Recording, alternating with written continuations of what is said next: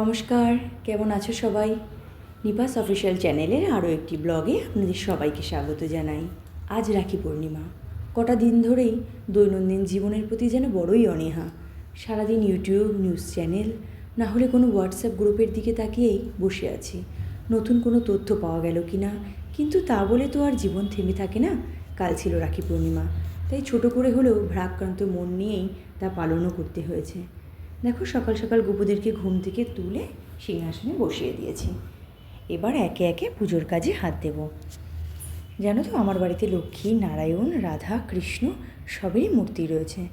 তাই ছোট করে হলেও প্রতি পূর্ণিমাতেই আমাকে পুজোর আয়োজন করতে হয়। পূর্ণিমার পুজোর না, তবে ব্রাহ্মণ আসে না পুজো করতে, আমি নিজেই পুজো করি। আগে শাশুড়ি করতেন, এখন আমি নিজে করি। দেখো, স্নান করিয়ে সব ঠাকুরকে একে একে বসিয়ে দিয়েছি। সবাইকেই আজকে একই রকমের হলুদ কাপড় পরিয়েছি। আর আছে বাড়িতে মহাদেব। মহাদেবকে প্রতি সোমবারেই সুন্দর করে অভিষেক করি। তবে আমি 16 সোমবার করি, তো 16 সোমবারের দিনগুলোতে আরও ভালো করে অভিষেক করি। অন্য কোনো একটা ব্লগে তোমাদেরকে দেখাবো আমি মহাদেবকে কী কী দিয়ে অভিষেক করি। দেখো, সবাই কীরকম সুন্দর হলুদ কাপড় পরে বসে আছে। আর আছে তারামায়ের চরণ। তারামায়ের চরণ রোজই সুন্দর করে জল দিয়ে স্নান করানো হয়। স্নান করিয়ে ফুল, বেলপাতা, চন্দন সব দিয়ে তারামায়ের চরণ পুজো করা হয়। ফুল সাধারণত আমরা কেনার জন্য বাজারে যাই না। বৃহস্পতিবার বা অন্য কোনো বিশেষ পুজোর দিন হলেই আমরা ফুল কিনে আনি, না হলে বাড়ির ছাদে যা ফুল হয় তাতেই পুজো হয়ে যায়।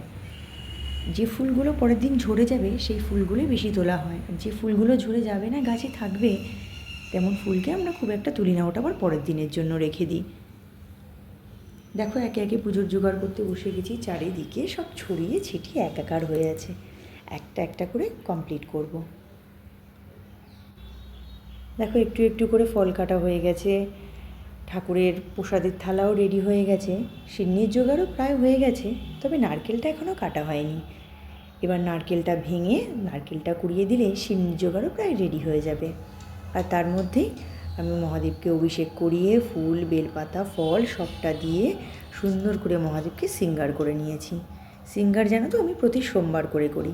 প্রতি এক সোমবার শৃঙ্গার করি, সেটাই থেকে যায়। আবার পরের সোমবার ভালো করে স্নান করিয়ে তুলে দিই শৃঙ্গারটা, আবার নতুন করে করি। কিন্তু প্রতিদিন কিন্তু জল ঢালি। আমি জল ঢালি, আমার শাশুড়ি জল ঢালেন, আমার ছেলে নিয়মিত শিবের মাথায় জল ঢালে। সেই শৃঙ্গারটা কিন্তু খুব একটা ধুয়ে যায় না। দেখো, রাখির থালাও প্রায় রেডি। এবার একে একে সব ঠাকুরকে রাখি পরিয়ে দেবো। আমার রাখি পরানো হয়ে গেলে আবার শাশুড়ি এসে পরাবেন। দেখো, গোপুসোনাকে টুক করে রাখি পরিয়ে দিয়েছি। অন্যান্য রাখির দিনগুলো আমার একটু ব্যস্ততাই থাকে, কারণ তাড়াতাড়ি পুজো শেষ করে আবার বাপের বাড়ি যেতে হয়। এবছর অবশ্য সে ব্যস্ততাটা নেই। ভাই এবছর ছুটি পায়নি, ভাই তো বাইরে থাকে, তাই আর বাপের বাড়ি যাওয়ারও ব্যস্ততা নেই। তবে আমার ও বাড়িতেও 2 গপু আছে, মা পরিয়ে দেবেন ওদের। আমি সেই ছোট্টবেলায় 4 বছর বয়স থেকে গোপাল পুজো করি। আমার ঠাকুমা প্রথম বৃন্দাবন ঘুরতে গিয়ে আমার জন্য একটা গোপাল এনেছিলেন, সেই থেকেই আমার গোপাল পুজো করা। দেখো, একটু একটু করে সবই প্রায় রেডি, সবই গোছানো কমপ্লিট হয়ে গেছে। নারায়ণের পাঁচালিও পরে নিয়েছি। এবার আস্তে আস্তে সুন্দর করে আরতি করে ঠাকুরের সামনে ভোগ নিবেদন করে আমার পুজো সমাপ্তি করব। চলো তাহলে এখানেই শেষ করছি আজকের ব্লগটা। সবাই ভালো থাকবেন, সুস্থ থাকবেন, আর অবশ্যই খুব সাবধানে থাকবেন।